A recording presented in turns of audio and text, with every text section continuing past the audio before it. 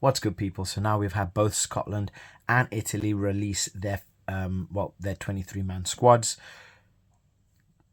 It's going to go up just here, but I wanted to have a little go through before the game. Obviously, we have the Six Nations kicking off just later on today, and then we have the big games with Scotland, Italy, and then England, Ireland on Saturday. So there's going to be big games.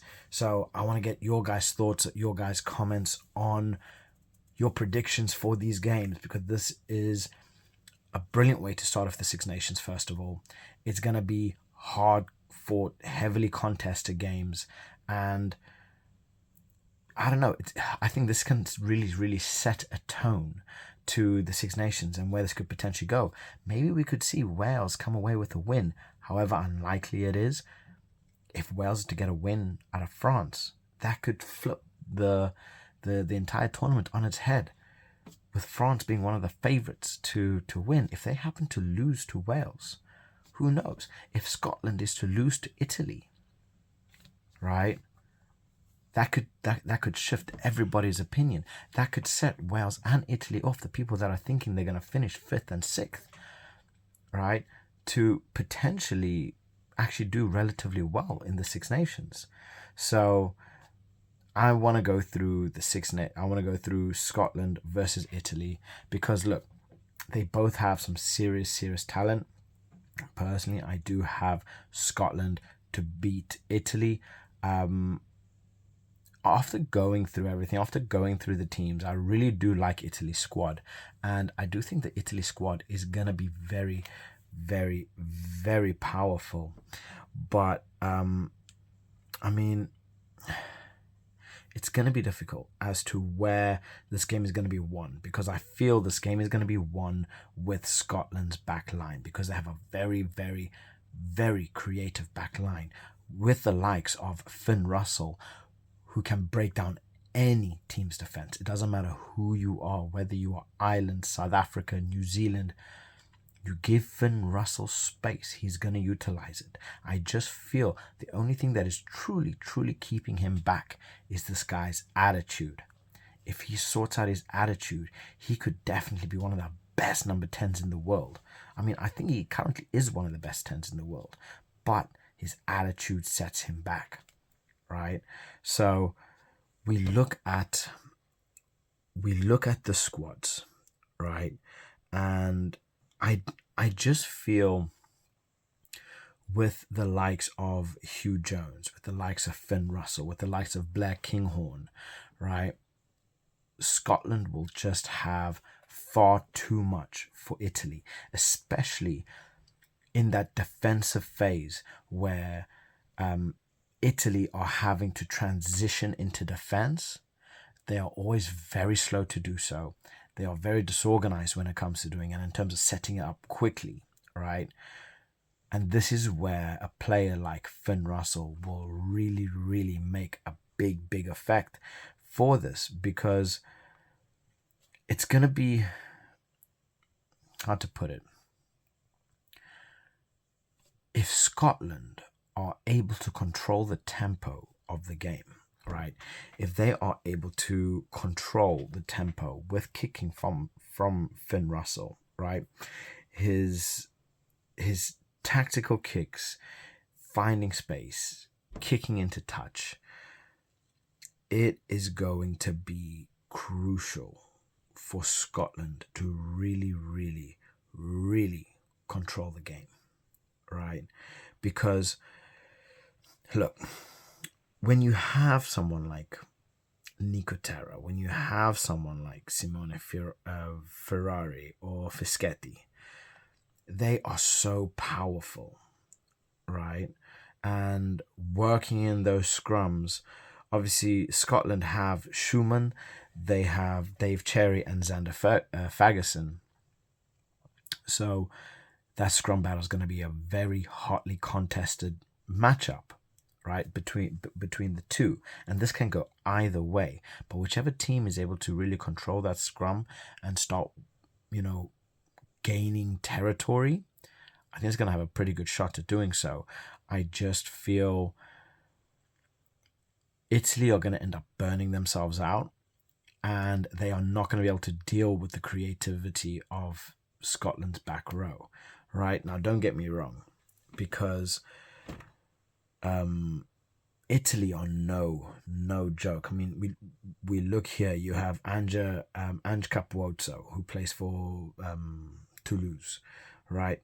They have Juan Ignacio Brex, which is absolutely brilliant. Tommaso Menoncello. This guy, if you give him any form of space, especially down that center, you give him any form of space, you know he's going to make something happen, right? He's going to make something happen. But one of the key players is Paolo Garbisi, right? If Garbisi can have his game, Italy are able to create those turnovers, able to make the most out of these penalties, and then have Garbisi dictate tempo, right? I feel Italy could come in with a real shot, because they can be very, very quick to break. And we've seen just how electric they can be, right? But comes down to the same thing. Their defensive structure, which always tends to let them down, right? When they have someone, when they're playing up against someone like a Finn Russell that is so smart, they find it difficult to really get to compose themselves, right? Because Finn Russell, he's going to be coming in. He's going to wait till that last second. He's going to take that tackle, and then he's going to lay it off.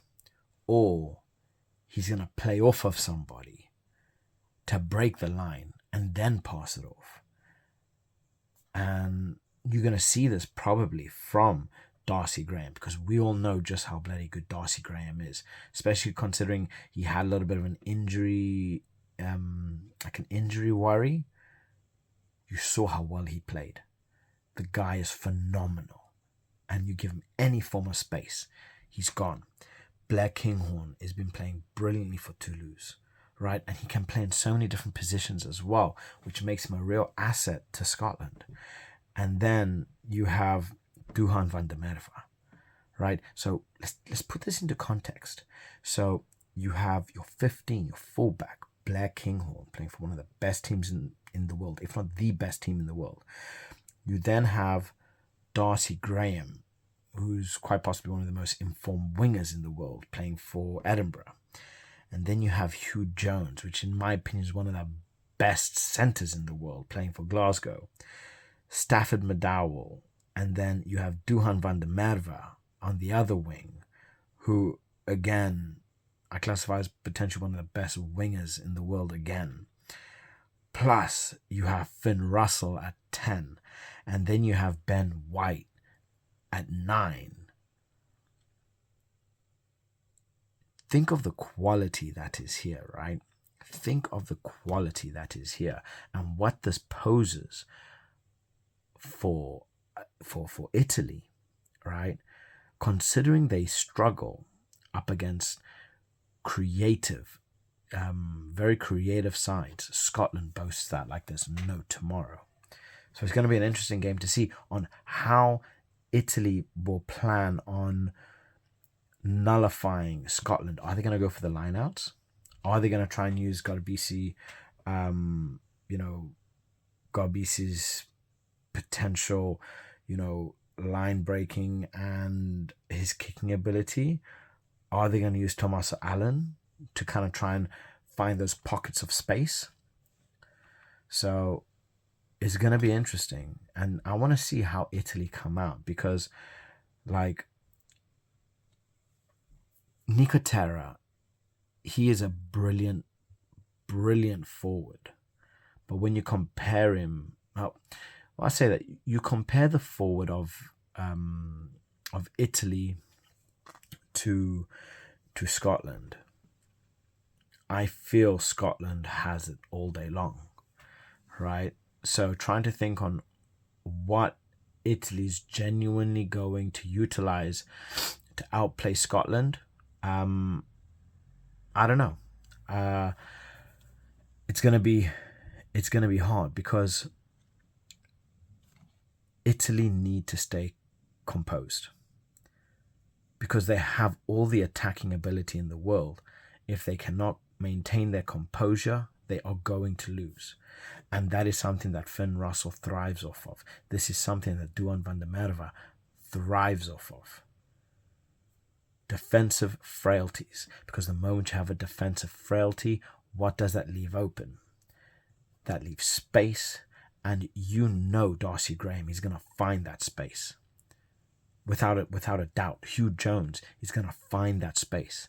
And he's going to make something happen. So I want to hear what your guys' thoughts are in the comment section below. My personal prediction, I don't think it's going to be a complete run out. I think it's going to be something like 20, 21 to maybe like 9, 10, maybe a little bit more, depending on if they're actually able to break down that Scotland defence and get through a try.